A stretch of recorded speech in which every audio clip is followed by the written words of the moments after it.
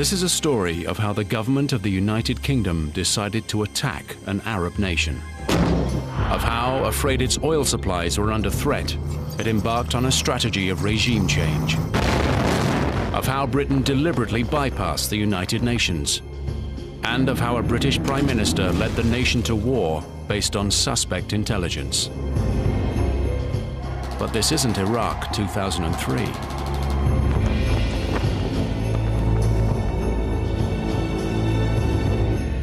This is Egypt, 1956. These are British paratroopers fighting on the orders of British Prime Minister Anthony Eden. He has gambled on a war in a desperate bid to destroy Egypt's new young president, Gamal Abdel Nasser. I'm utterly convinced that the action we have taken is right. This is a war over who will run this Egyptian waterway, the Suez Canal, and the vital oil supplies which are transported through it. Suez is a crisis which will push the world to the brink of nuclear catastrophe. That moment I did think this is really going to be the Third World War. In Britain, we know Suez is a war based on a Prime Minister's lie, a lie which destroys him. The MI6 sexed up their intelligence. But seen from the other side, Suez is a story of how a small, poor Arab country defended itself against the Western world and won. People will defend their country, they will defend their land.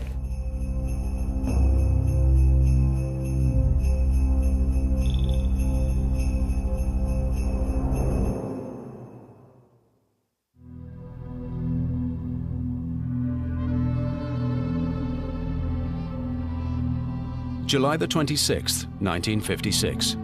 It is a warm evening as Egyptian President Gamal Abdel Nasser prepares to address his people. His country is in ferment. Only 7 days before, the young president had suffered a humiliating blow when the West sabotaged his key plan to lift Egypt out of poverty. Now, 200,000 people gather to hear their president's response. But unknown to the crowd, 30 people stationed on the banks of the Suez Canal are listening for a password, a Frenchman's name hidden in Nasser's speech. Have their radio on to follow the speech, waiting for the password de lesseps. When they hear this word, their president has told them to storm the offices of the Suez Canal Company.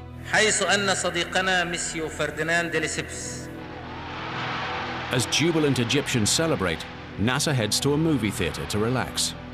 He doesn't know that in London, Anthony Eden has already decided to have him killed.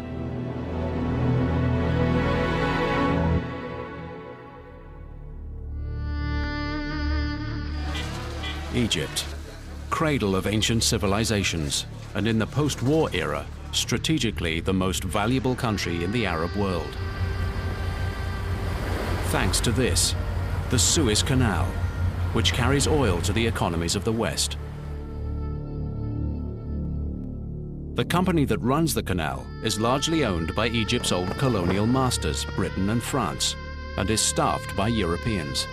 We consider the Suez Canal Company is a country inside our country, a state inside our state. Egypt sees virtually nothing of the tens of millions of dollars the canal earns each year. Feelings of resentment are growing. Imagine somebody, a foreigner in your country, and he gives you nothing. He takes everything and gives you nothing. Is that justice?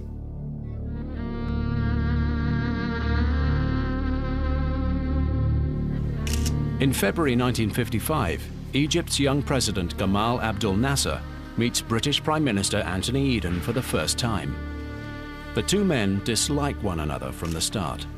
The impression of President Nasser about Anthony Eden was that he was a small churcher and not,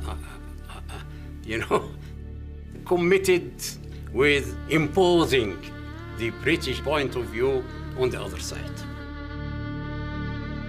For Eden, Egypt remains part of Britain's sphere of influence in the Middle East.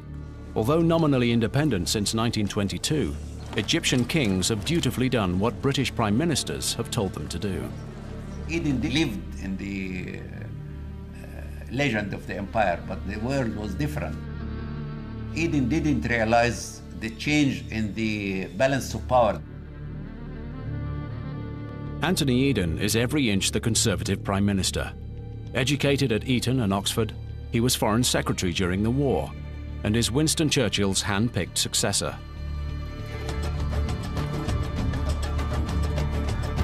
But in Nasser, Eden encounters a new kind of Arab leader. He is part of a new generation of Egyptians determined to secure real independence for their country. الحرية، حق تقرير المصير، القضاء على الاستعمار، عدم الانحياز، التعايش السلمي الإيجابي. Nasser is one of a group of officers who had overthrown the playboy King Farouk in 1952. 2 years later, Nasser had shown Britain that Egypt would not be pushed around. An aggressive guerrilla campaign forces the British to evacuate 88,000 soldiers from the biggest base in the world on the banks of the Suez Canal. At that time, what was most important is real independence and to get free, really free, by evacuating the troops. There was an operation against the British troops parallel to the negotiations. When the negotiations go in a smooth way, we ease the resistance. When the British delegation became stubborn, we intensify the resistance.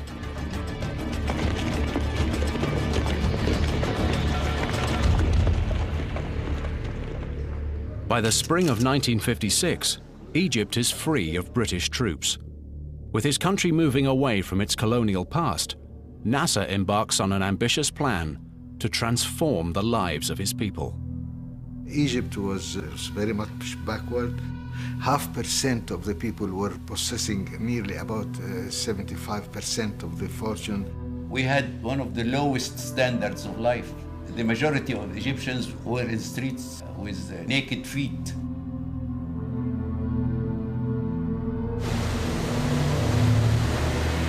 Nasser's solution is to build a huge dam on the Nile at Aswan, which will provide water for agriculture and electricity. It will be the biggest dam in the world and will lift Egypt out of poverty once and for all. This project of the high dam will provide Egypt with water to double the farms and will give power, electricity to industrialize Egypt. But Nasser needs $400 million to realize his dream, an enormous sum in the 1950s. His first port of call is the West. In the beginning, Nasser and all the revolutionaries have no problem with the Americans. On the contrary, we can get help of the Americans. The World Bank, backed by the United States and Britain, agrees to give him a loan. At this point, Nasser's relations with the Americans seem close. Nasser's favorite film is It's a Wonderful Life with Jimmy Stewart. He really loves that film. And Washington arranges to send out a special copy of the film with Arabic subtitles. By 1956, Egypt's glamorous young president is confident his plans to develop Egypt are on course. But Nasser has another problem, which will destroy his plans.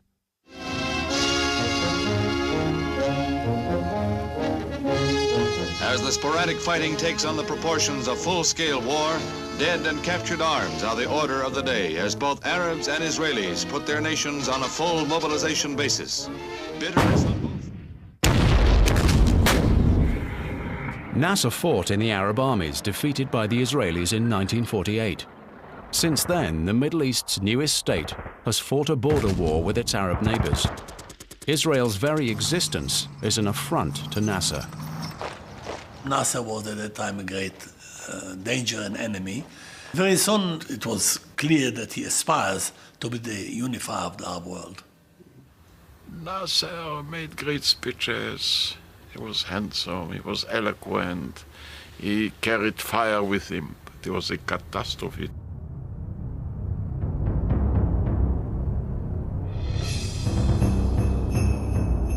The Israelis see themselves surrounded by enemies. Fearing attack, they are desperately trawling the world for arms. The Americans were very strict. They wouldn't supply us arms.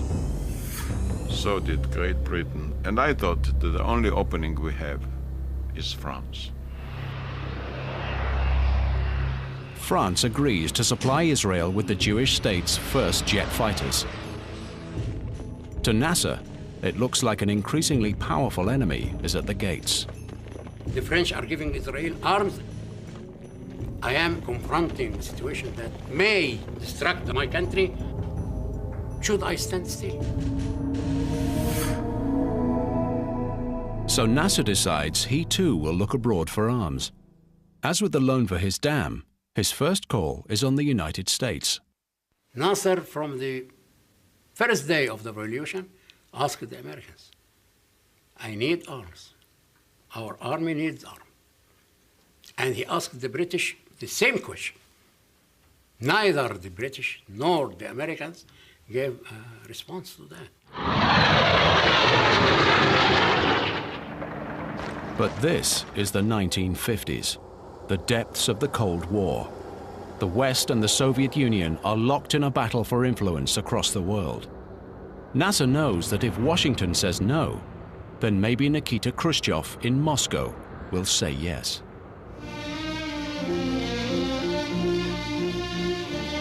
Egypt flexes its military muscles with a display of arms newly acquired from Russia and its satellites.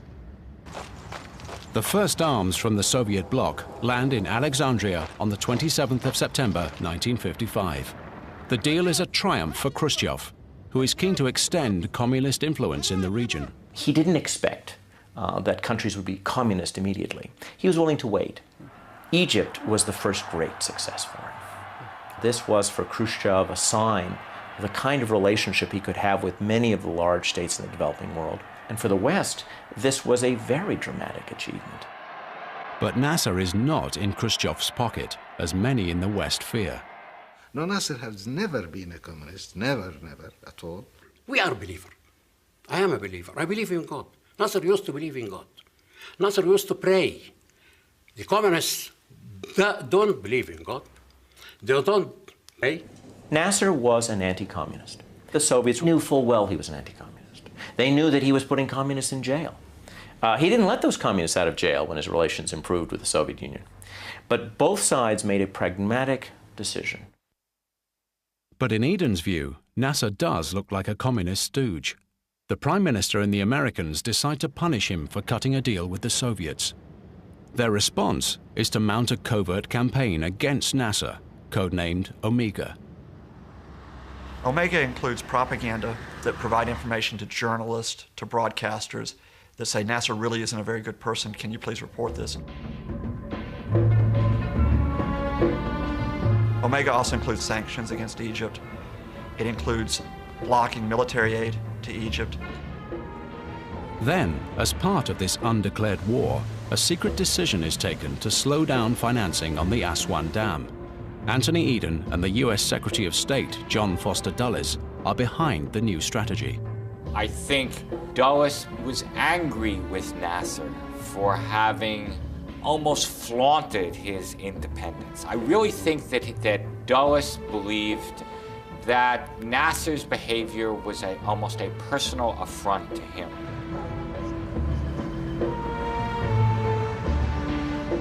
In London, Eden's mistrust of Nasser is increased by some mysterious intelligence reports which have just landed on his desk. They are from an MI6 contact known as Lucky Break. Lucky Break tells Eden that Nasser is a pawn of the Soviet Union and the Egyptian people will welcome his overthrow.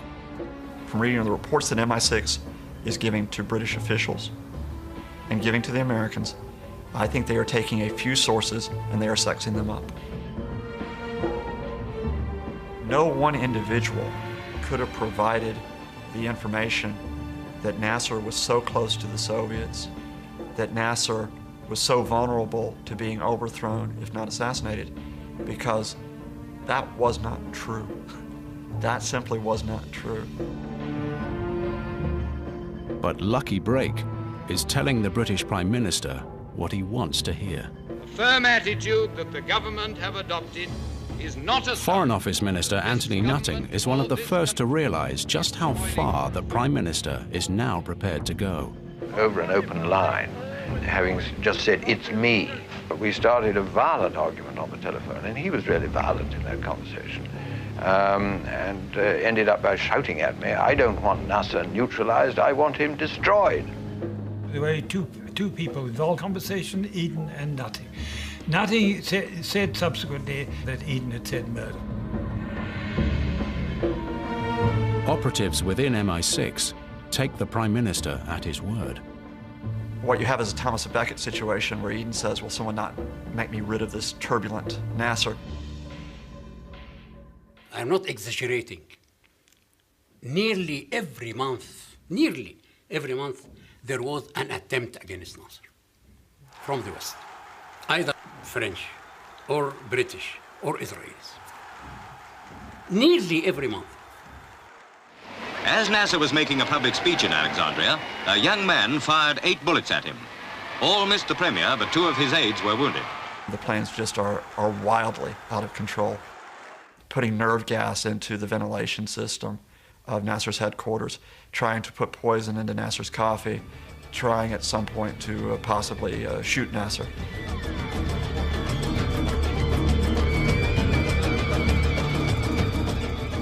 If Lucky Break did not exist in 1956, he would have had to be created to justify their extravagant plans to get rid of Nasser.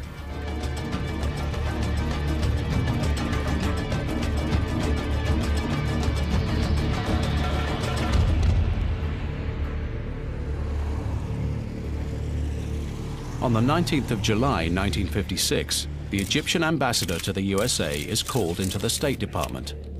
He is informed that the financing of the Aswan Dam is cancelled. If the West can't assassinate Nasser, then they will destroy his dreams to develop Egypt. To add insult to injury, President Nasser only learns of the decision from the radio news. I was surprised by the insultive attitude which the refusal was declared. Not by the refusal itself, but the insultive attitude and which meant humiliation. Now Nasser has 2 choices. He can meekly accept the West's punishment, or he can fight. 3 days later, he gathers his most trusted lieutenants together. President Nasser ordered me to bring him the file of the Suez Canal.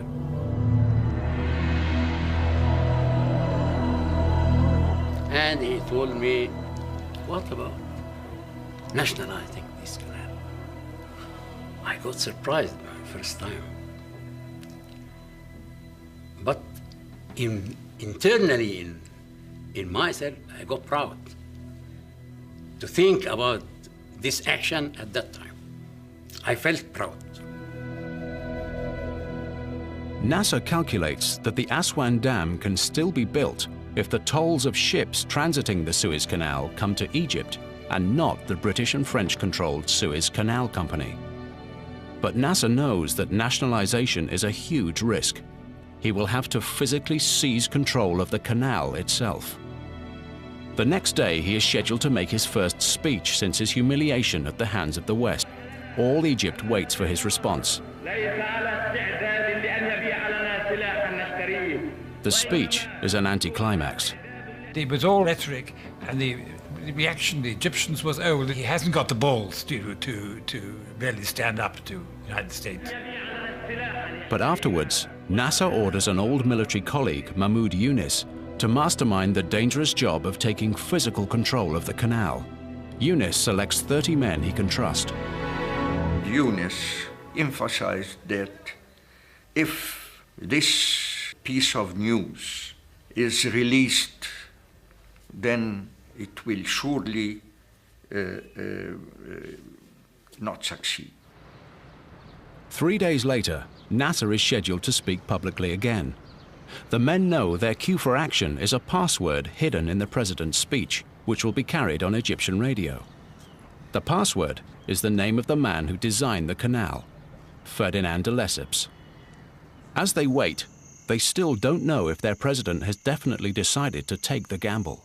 My feelings were a combination of first fear and, of course, the sense of responsibility is tremendous.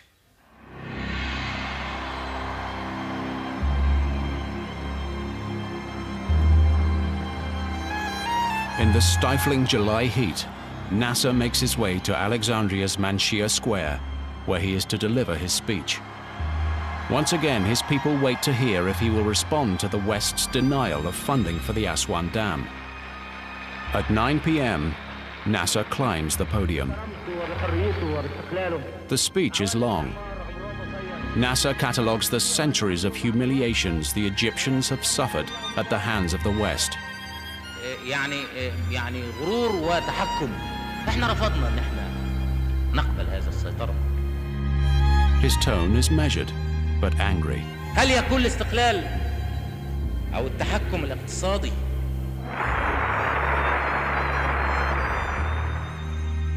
On the canal, Ezzat and his men are in position, ready for the signal.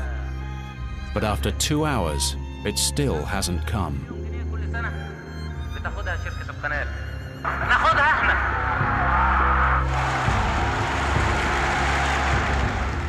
Then, the moment of truth. إن أنا قاعد قدامي فرديناند ليسيبس. At the signal, Eunice, Ezzat and their men simultaneously break into the 4 main offices of the Suez Canal Company. In Alexandria, Nasser leaves nothing to chance. He repeats the password a total of 14 times. عندنا عقدة من ديليسيبس. عندنا عقدة من كرومر. صورة ديليسيبس. In the Canal Company headquarters, Eunice informs the European employees that the company has been nationalized. He is polite, but he is also armed. Attempts at sabotage or obstruction by the employees will not be tolerated. They were very astonished and afraid. We tried to calm them down, and we asked them to continue work as if nothing has happened. Back in Alexandria, Nasser now reveals to the world what the employees of the Suez Canal Company have just discovered. ويقوموا بعمل شركة القناة الآن دلوقتي.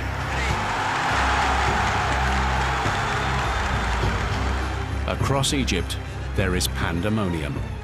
It was a bombshell, of course, absolute bombshell. We listened to this thing, nobody expected. People were rejoicing in the street. I celebrated with all Egyptians.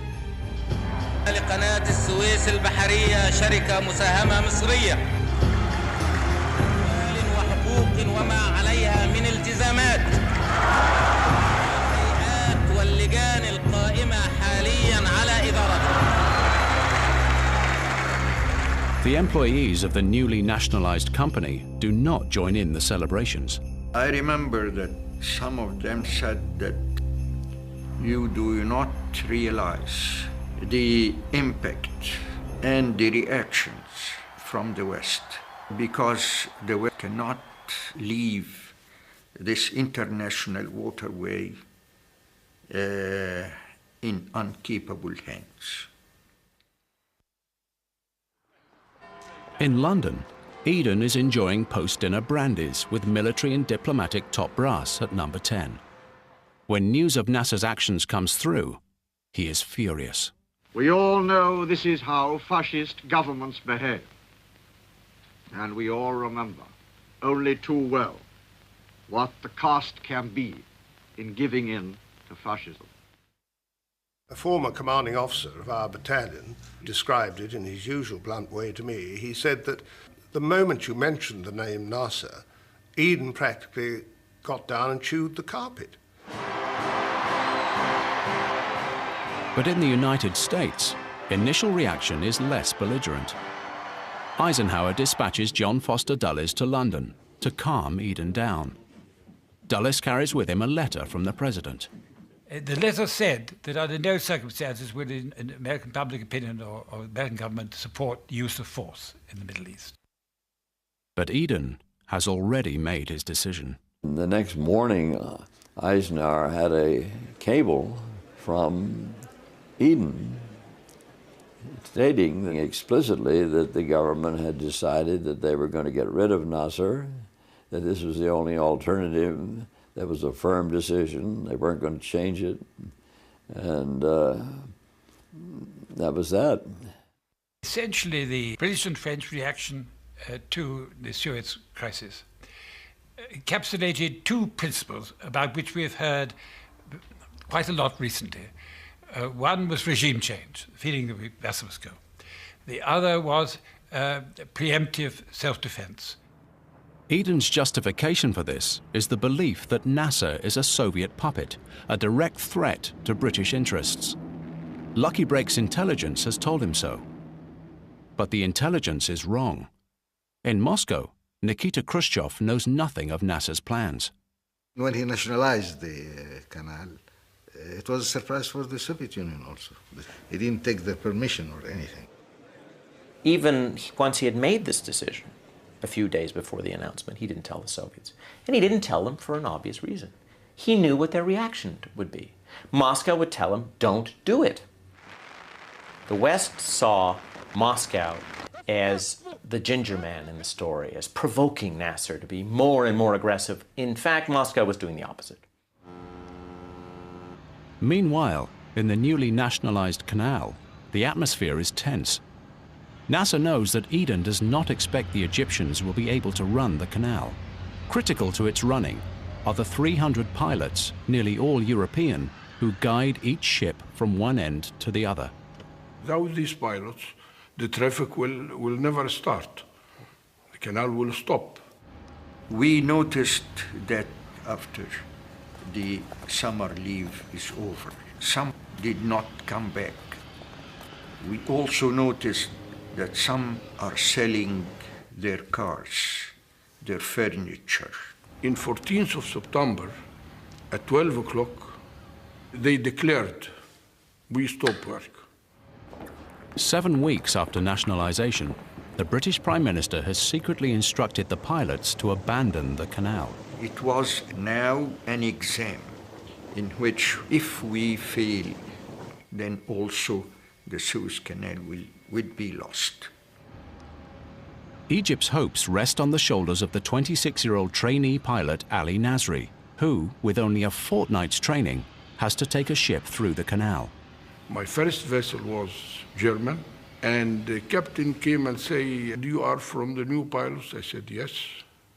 And this is my first time I have to take a ship alone. The potential for disaster is huge. The canal is little over 100 meters wide at points. Ali Nasri fears a miscalculation could send his tanker into the banks, blocking the whole canal and proving Eden right. The feeling of responsibility makes me losing some confidence. I couldn't see the boys. You see the green boys and the red boys. I couldn't see any. But by time, the encouraging of the master, and they start to give orders. Slowly, his ship moves off down the canal.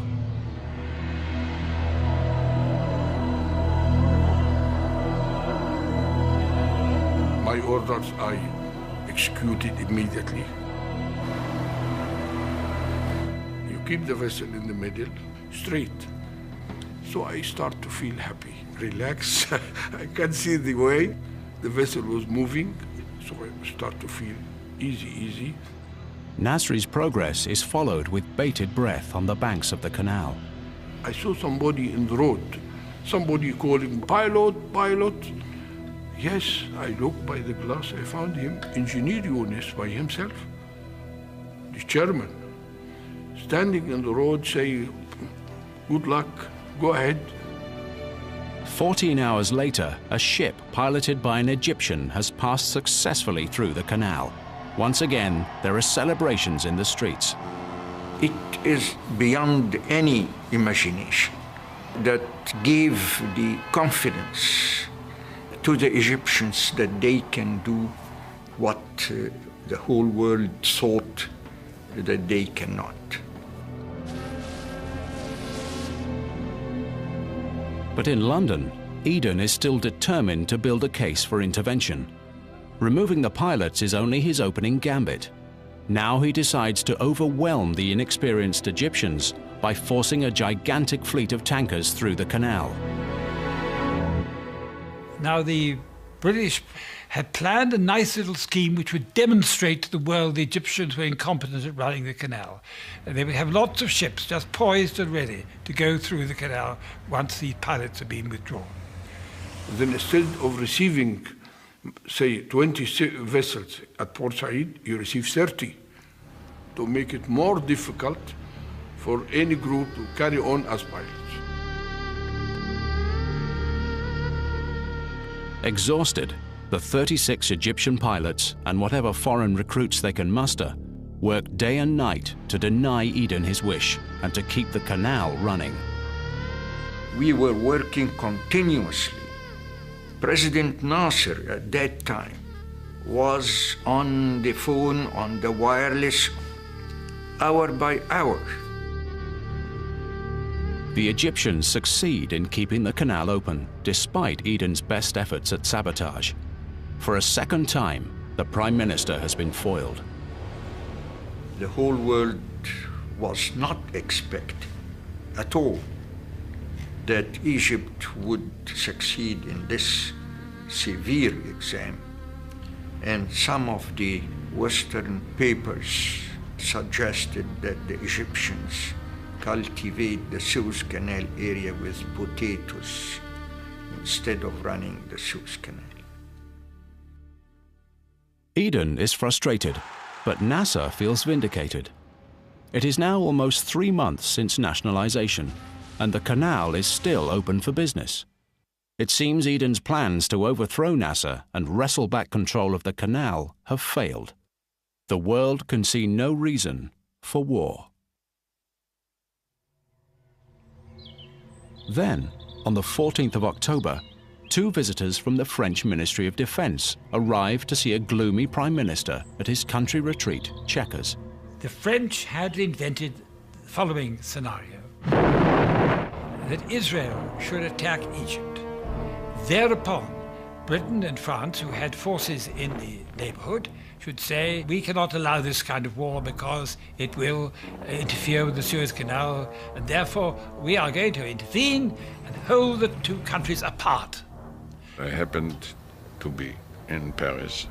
So the Minister of Defense called me in and he says, did you ever thought storming over Sinai?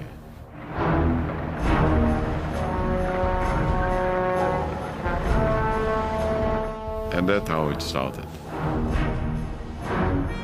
Eden is enthusiastic about this French plan. Not only will he be able to seize the canal, he sees a way to bring about Nasser's downfall.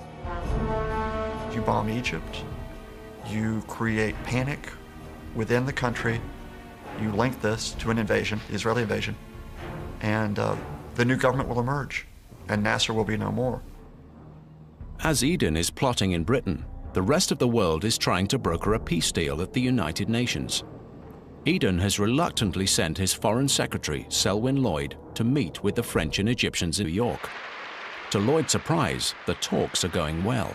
He desperately hoped that he would be able to make real progress in these talks in the United Nations, and was encouraged by the Egyptian Foreign Minister Fawzi's willingness to talk over the subject.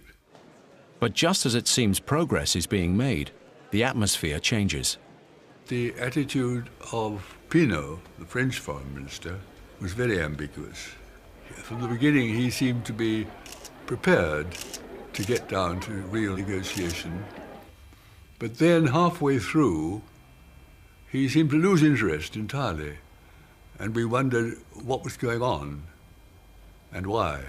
Eden, anxious that no deal is struck in New York, telephones Lloyd and orders him to abandon the talks immediately. The Foreign Secretary, feeling he might be close to a solution, is exasperated. Selwyn Lloyd probably thought that it was worthwhile continuing with these discussions. You might say, like Hans Blix thought that he could do with a couple more months of time to decide something very definite about the weapons of mass destruction. But Eden wasn't having it. Eden has another agenda and instructs Lloyd and Logan to travel in secret to a Parisian suburb called Sèvres to finalize the plot with the French and Israelis. Lloyd was desperately disappointed, but felt out of loyalty, he had to do it. But it turned his stomach to do it, and he hated it all the way through.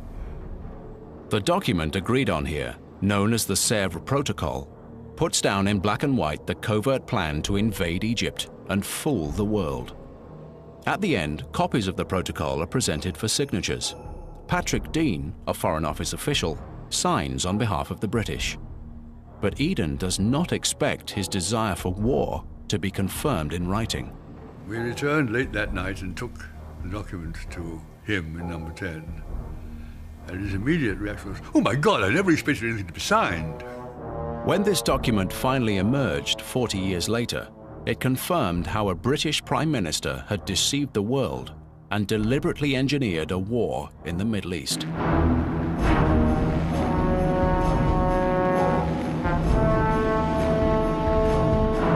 On October the 29th, the Israelis land a parachute brigade deep in the Sinai, as agreed at Sèvres. Nasser is awoken at 4 a.m. and told the news. You can tell that he was surprised and not surprised. How? We were predicting that there will be an action against Egypt. But we have no information from Israel. But the Israeli advance towards the canal is a fake, designed purely to convince the world that the canal is threatened. It was about 40 kilometers from the canal, or 45 kilometers. But when you look at big maps, then you can say, the drop was not far from the canal. That was enough to fulfill the needs of the British to say the canal is threatened. We didn't go into the motives and consideration of France and England, because our aims were clear. The Israeli forces concentrate instead on destroying the Egyptian army in Sinai, which they have long seen as a threat to Israel's security. The attack takes Nasser's commanders by surprise. They are quickly overwhelmed and forced to retreat. The following day, Britain and France issue their ultimatum, as planned at Sèvres. Israel and Egypt are to cease fighting, or the two Western powers will intervene. Eden knows this is an ultimatum that Nasser cannot accept. On the evening of the 30th of October, the ultimatum expires.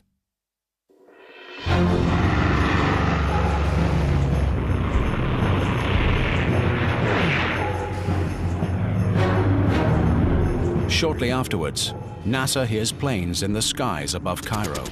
I was with the Indonesian ambassador, and there was the air warning, and then came the blackout. I listened, and there was the jet airplanes. And I said to the Indonesian ambassador, these are British. Now Nasser realizes just how much Eden is prepared to gamble. I haven't thought at all that Britain would do any attack against us, because it was clear that any attack against us would affect the British position all over the Arab countries and would mean the end of the British relations and influence in the Middle East. As the bombs fall, a frightened Egyptian population rush to join civilian militias. Most of us, the young people, decided that we're going to defend the country. We really didn't know what we're going to do because our training was very cursory. It included one clip of live ammunition. When we joined, the first thing they did was they gave us those cases of Kalashnikov rifles right out of the boxes with grease. And they said, okay, here's your rifle, you know. This makeshift civilian army now waits for the arrival of British paratroopers. You hear a lot of fire, people firing rifles and firing in the air. We didn't know what, everybody is a parachutist, Any noise, you think somebody had just come from the sky. So it was a very, very tense moment, and we were scared. But Cairo, where Talat Badrawi and other volunteers are waiting, is not the target for the British paratroop assault. Port Said, at the mouth of the canal, is where Britain will begin the reconquest of Egypt.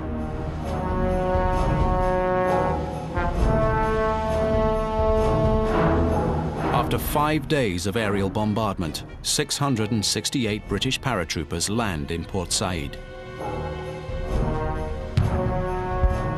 The city quickly finds itself under occupation, but its population is determined not to give Eden the easy victory he has anticipated. And then they landed. The British landed in Port Said. So of course we wanted to wipe them out. All the people have arms and guns and machine guns. They shoot at the aeroplanes. And every Egyptian people are ready to sacrifice himself in order to defend his country. As the resistance mobilizes, the British Prime Minister is insisting to the world that his actions are right, legal, and morally sound. All my life, I've been a man of peace. Working for peace, striving for peace, negotiating for peace. And I'm still the same, with the same conviction, the same devotion to peace. But I'm utterly convinced that the action we have taken is right. As Eden is speaking, Port Said is burning. There were two streets, Abbas Street and Abadi Street. These were mainly slums of wooden huts. So they shot powder at these homes and they were all set ablaze. One could see so many homes burned from the start to the end of the street. These homes were all burned. I saw corpses down the streets that nobody could bury. And they brought small wagons, usually used to sell vegetables, and put 6 or 7 corpses on every wagon to take them to the graveyard in order to be buried there. And I saw 2 corpses which were flattened to the ground all together. They were crushed by tanks. The war is barely a week old. Hundreds of Egyptian civilians have already been killed in the bombing campaign, and more die in the street fighting that follows.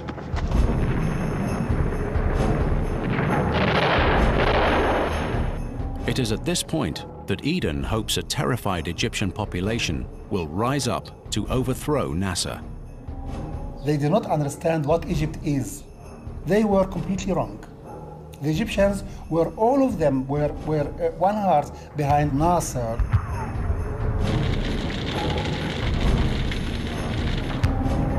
When they feel a foreign threat, the people come together. And this is what happened, exactly. The Egyptian armed forces may be hopelessly outgunned, but Nasser and his government remain in Cairo. Plans are made to begin a guerrilla war should the army be overwhelmed. A popular army to fight in the canals, in the streets, in the countryside, in the port. We were hiding arms all over the villages, everywhere in Egypt, so that even if the troops, they came to invade Egypt, we will fight, we will resist. And to prevent the British taking the canal, Nasser orders ships to be sunk and the canal blocked. Eden's invasion has succeeded in obstructing the very waterway he is trying to save. And that isn't the Prime Minister's only miscalculation. The Suez Crisis suddenly increases the temperature of the Cold War. Burning buildings and bitter street fighting signal the release of long pent-up resentment. 2,000 kilometers away in Budapest, the Soviet Union's empire in Europe is threatened by a popular uprising. The Red Star has been ripped. The hated symbol of communism is effaced wherever found. Nikita Khrushchev sees his ally Nasser coming under attack in Cairo and realizes that Soviet prestige appears to be crumbling on 2 continents. He feels that the West is taking advantage of him when he is down. That the British and the French are watching his troubles in Eastern Europe and see that they have an opportunity to deal with one of his allies now because he is distracted.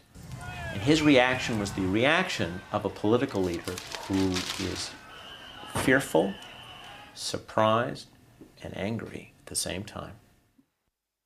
Khrushchev uses the city of Budapest to send a bloody message to the West, as recent research has uncovered.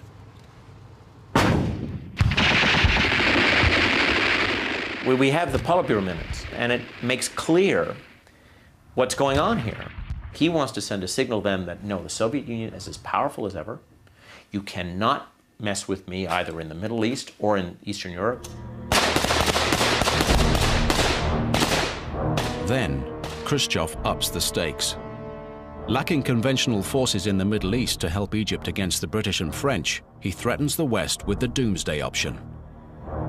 He said to the world that don't be surprised if the consequence of your actions is that nuclear weapons will fall on London and Paris.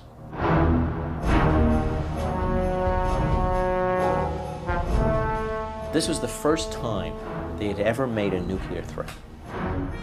Suddenly, it looks like Eden's adventure in Egypt is going to end in Armageddon. Somebody had a radio, and we heard on that the Russians were threatening to drop bombs on London, and the Chinese might be about to join in too.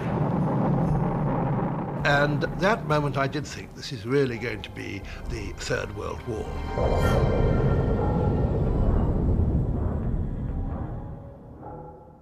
The threat of nuclear war concentrates minds in Washington, where President Eisenhower is already furious with the Prime Minister. The United States was not consulted in any way about any phase of these actions, nor were we informed of them in advance. He was so angry with the British. I mean, it was really angry with the British. They had gone around his back and colluded with these other guys. In front of the world, the American Secretary of State condemns his country's oldest ally. I doubt that any delegate ever spoke from this forum with as heavy a heart as I have brought here tonight. Eden had the awful realization that he had totally misjudged the American aspect of the affair. Eden's plans are unraveling fast. He has not anticipated this level of hostility from the Americans, nor from his own people. If he is sincere in what he is saying, then he is too stupid to be a prime minister. There was demonstrations in London as big as demonstrations in Egypt. And there is only one way in which they can even begin to restore that tarnished reputation. And that is to get out, get out, get out! The world sees photographs which show in grisly detail the effects of the war on the Egyptian people.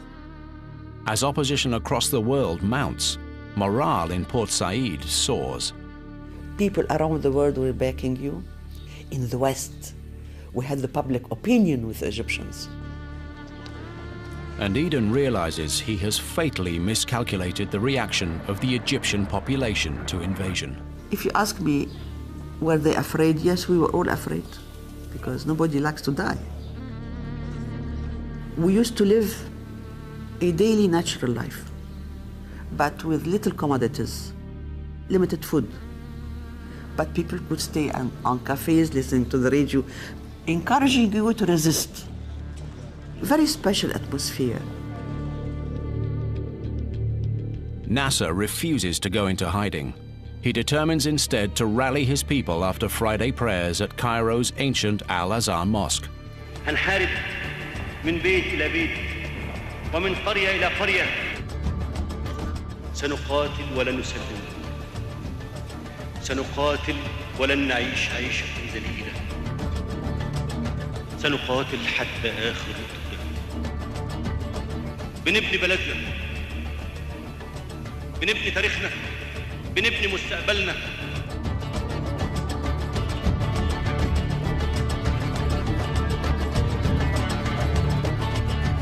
In London, Eden is feeling the strain. He has failed to win the hearts and minds of the Egyptian people. Nasser is more popular than ever, and now comes the decisive blow. Britain's currency reserves have been hemorrhaging since the bombing campaign began, as dealers all over the world dump sterling. In those days, Britain was the banker of the sterling area. Britain saw an immediate danger of the bottom falling out of that. When Eden appeals to the Americans for financial help, President Eisenhower makes sure there will be no room for misunderstanding this time. Eisenhower was quite firm. He said, as soon as you agree to get out, and really are getting out, we'll help you, but not a minute before. On the 6th of November, after 9 days of war, Eden has no choice. With British troops having advanced little over 10 miles down the canal, the Prime Minister reluctantly calls a ceasefire.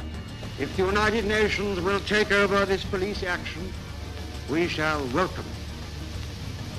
Indeed, we propose that course to them.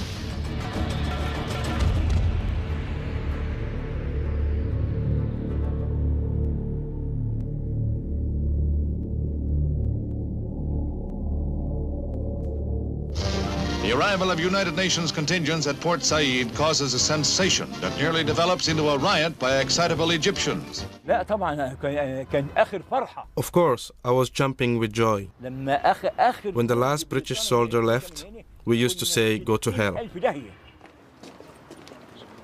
Plans are made for United Nations troops to replace the British and French on the ground. The ceasefire is a humiliating climb down for Eden and his commanders. I have to say that most of the officers in the regiment took it as a mortal blow. I think it was very, very hard on the professional soldiers who had gone into this enterprise in good faith, thought that this was going to be the final roar of the British Lion, and suddenly found that it was just a sort of mingy little squeak that had achieved nothing. For the Prime Minister, the pressure of failure is unbearable. With Britain facing a winter fuel crisis because of the closure of the canal, he leaves the country for Jamaica, his health and career crumbling. So, Anthony, at the moment of departure, may we ask you how you are feeling? The main thing I'm feeling is that I'm deeply sorry to have to leave the country at this time. 5 weeks later, he is back, but not for long. Eden never returned to frontline politics, and his reputation never recovered from taking Britain to war in the Middle East under false pretenses. Britain's reputation was equally damaged. Well, it was a total, utter disaster. And it took us 20 years to recover our rightful position as someone who was not the lord and master in that area, but a friend to those states which had emerged after many centuries when we and the French had ruled the roost. In Egypt, the Suez Crisis was the making of Nasser. The 23rd of December, 1956, dawned beautifully. It was the first day after the liberation of Port Said, and the whole city was out to celebrate Victory Day. At that time, he was, he was God. I have to tell you. President Nasser is a historic hero. In the aftermath of the Suez Crisis, Nasser was feted all over the Arab world. Here at last was a leader who could stand up to the West and win.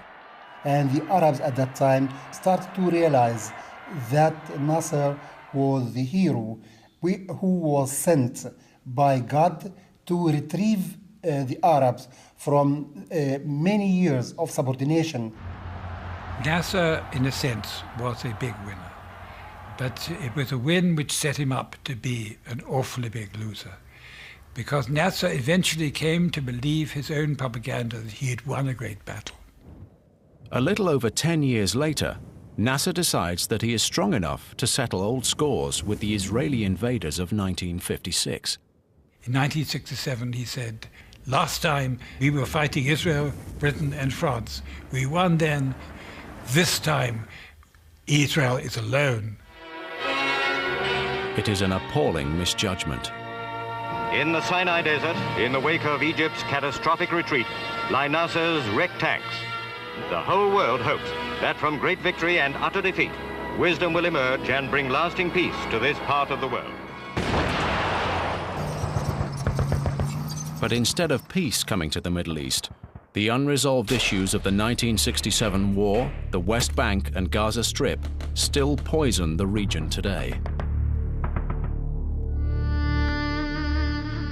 The end of the Suez Crisis was also the moment a new power decided to take center stage in the Middle East. Within weeks of the end of the war, President Eisenhower, convinced that the British and French could no longer be trusted to protect Western interests in the region, announces a fateful change in American policy. He concludes that what the Middle East needs is more American involvement, not less. The Eisenhower Doctrine said we're going to safeguard any country which is threatened by communism within the Middle East. That's the old idea of you're either with us in Washington or with us in Moscow, and that cuts out a third way for Arab nationalism. The very factors which led the Americans to keep their distance from Britain in moving too aggressively against Nasser in 1956, they lose sight of those. The occasion has come for us to show our deep respect for the rights and independence of every nation, however great, however small. We seek not violence, but peace. It is a policy which echoes from Suez to today. States like these and their terrorist allies constitute an axis of evil. I will not wait on events while dangers gather. The United States of America will not permit the world's most dangerous regimes to threaten us with the world's most destructive weapons. This is not the time to falter. This is the time for this House to give a lead, to show that we will stand up for what we know to be right, to show that we will confront the tyrannies and dictatorships and terrorists who put our way of life at risk. The fact of the matter is that Iraq could turn out in the long run to be a Suez 50 years later. But whereas that will take years to find out with Iraq, with Suez, we found it out within a matter of weeks. Ordinary Egyptians have drawn their own lessons from the Suez Crisis. There is a great difference between resistance and terrorism. I was a patriot defending my country. Want the whole squad oriented on the bridge. The spirit of resistance is deeply rooted in our country and in the area. When the US and Britain went into Iraq with the idea of being accepted with open arms and so on, that was a very stupid idea. I mean, where did they ever come up with that idea? I don't know. They could have looked at the history books, they could have looked at the Suez Crisis, you know, which is, after all, it's only 50 years ago, and they could have learned that this will never happen. It will never happen. You know, people will defend their country, they will defend their land. I am a human being, I have dignity. I don't accept any foreigner to dominate me. Or else, I'm a slave. Right or wrong?